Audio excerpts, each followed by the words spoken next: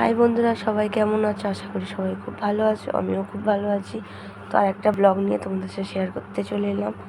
বিকেলবেলা আমি বাজারে চলে গিয়েছিলাম মাংস কিনতে, কারণ আজকে আমাদের বাড়িতে একটা স্পেশাল ডে। এখানে এসে আমি রান্না চাপিয়ে দিলাম বাজার থেকে এসে, আর এখানে মাংসের জন্য সব কিছু প্রিপারেশান জোগাড় করছিলাম।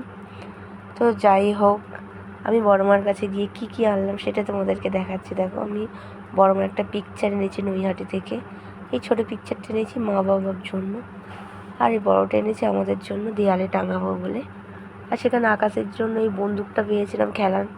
আর ওখানে আলতা সিঁদুর মাকে দিয়েছিলাম। ওইখানে নিয়ম আছে, মায়ের আলতা সিঁদুর নেয় না, মায়ের ঘটে ঠেকিয়ে দিয়ে দেয়।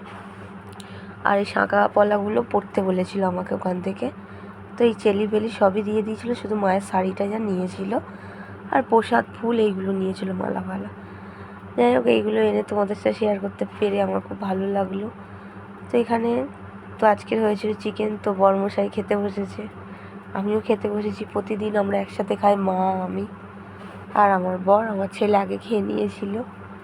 তো যাই হোক, আমাদের টেবিল ফেবিল নেই, আমরা মেজে বসেই খাই। তো বরের জন্য আমি পায়েস বানিয়েছিলাম খুব ভালোবেসে। পায়েসটা খেয়ে সবাই বললো খুব ভালো হয়েছে। তো আজ আমার বরের জন্মদিন, সবাই আশীর্বাদ করো যেন সারা জীবন